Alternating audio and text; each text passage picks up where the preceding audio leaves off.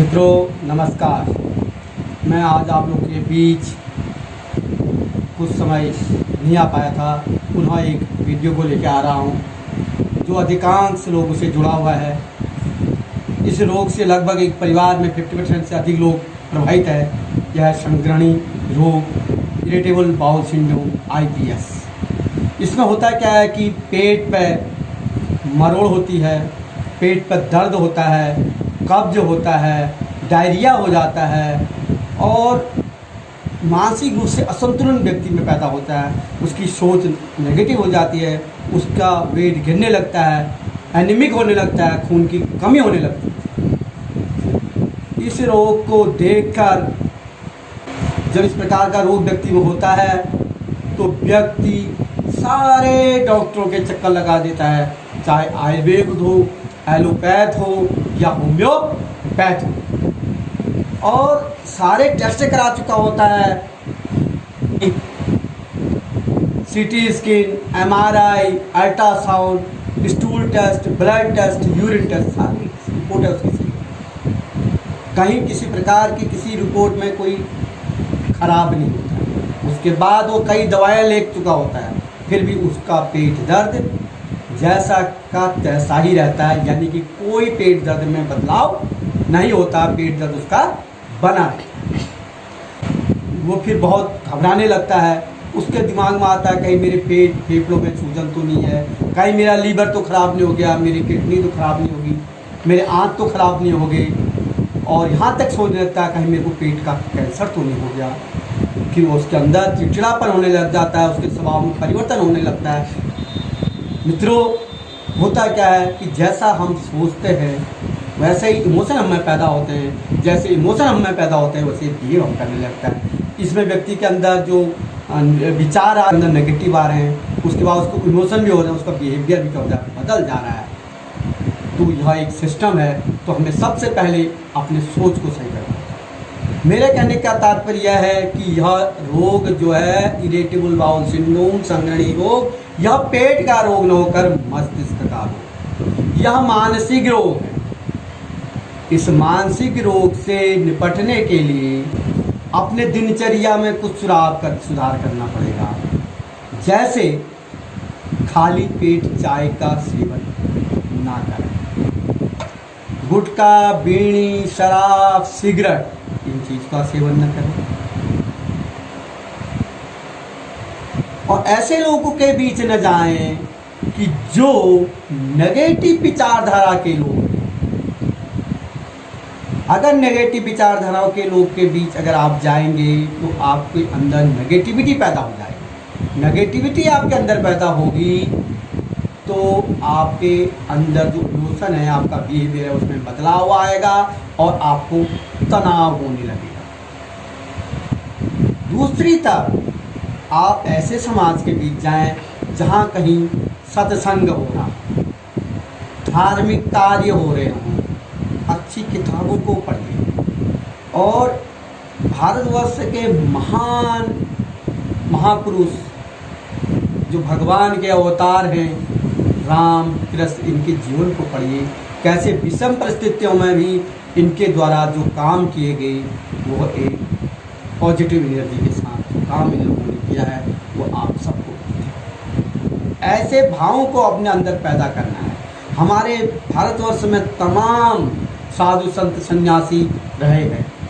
हमने देखा है भारत को आज़ाद कराने में तमाम स्वतंत्रता संग्राम सेनानियों ने अपनी जान की बाजी लगा दी और अपनी पॉजिटिविटी के बल पर, अपनी ताकत के बल पर, सकारात्मकता के बल पर देश को आज़ाद करा दिया। उनके जीवन को हम एक पॉजिटिव एनर्जी के साथ उनको जाना होगा, एक सकारात्मक ऊर्जा के साथ हमें जाना होगा और नेगेटिविटी से दूर जाना होगा।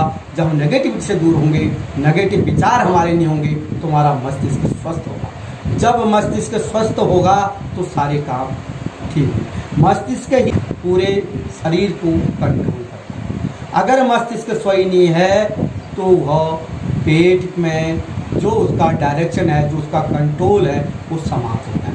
जब कंट्रोल और डायरेक्शन मस्तिष्क का आंतों से समाप्त हो जाने लगता है तो आंतों की गति में परिवर्तन हो जाता है। अगर आंतों की गति तेजी से होने लगती है उसको डायरिया होने लगता है। अगर आंत की गति धीमे धीमे हो जाती है तो उसके अंदर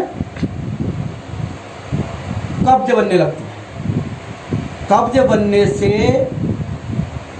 वह व्यक्ति के अंदर मरोड़ पेट में होने लगती है, गैस बनने लगती है, एसिडिटी होने लगती है, तमाम प्रकार के रोग उसको पैदा होता है।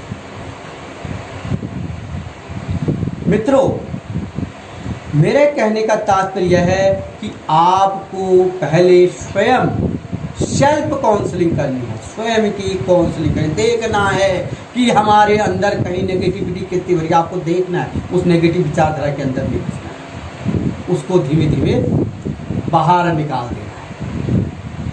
दूसरी बात, आप किसी निकट से मनोवैज्ञानिक के पास जाकर अपनी काउंसलिंग कराएंगे तो वह आपकी सहायता करेंगे कि जो आपके अंदर नेगेटिव विचारधारा है उसको बाहर की तरफ ले जाएंगे। अगर नेगेटिव विचारधारा बाहर की तरफ जाएगी तो आपके जीवन में खुशहाली आएगी और नेगेटिविटी कम होने के साथ मस्तिष्क सही हो जाएगा।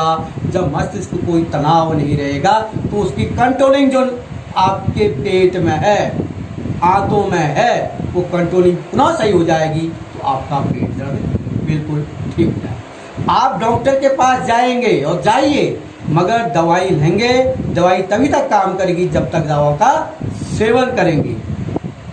और अगर नेगेटिविटी को अपने मन से निकाल देंगे, अपने विचारों से निकाल देंगे तो आपके अंदर नेगेटिविटी नहीं रहेगी तो कोई समस्या ही पैदा नहीं। इसलिए मित्रों, मेरा आपसे यह कहना है कि संग्रहणी रोग से, इरिटेबल बाउल सिंड्रोम से 50 साल से कम उम्र के होते हैं, चाहे महिला होती है पुरुष होता है, वो घर का संचालन करते हैं। अगर घर के संचालक की स्थिति खराब है, घर का संचालक तनावग्रस्त है, पेट रोग से परेशान है, पूरी जितनी कमाई हो रही है उसकी डॉक्टरों और टेस्टों में लग जाए तो पूरा घर एक प्रकार से तनावग्रस्त है।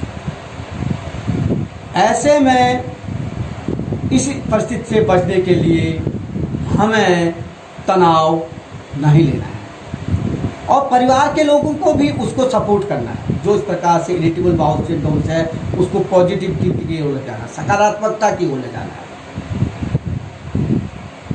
अगर हम सकारात्मक होंगे तो हमारा जीवन खुशहाल होगा। आपने देखा होगा आपके मन में विचार चलते हैं, जब विचार चलते हैं, कुछ विचार से आप चलते हैं तो आप बड़े हंसते हैं, प्रफुल्लित होते हैं और आपको एनर्जी बढ़ा। कुछ विचार चलते हैं जो आपको धीमे धीमे नीचे की तरफ ले जाते हैं, आपके अंदर उदासी पैदा होता है, चिंता पैदा होता है।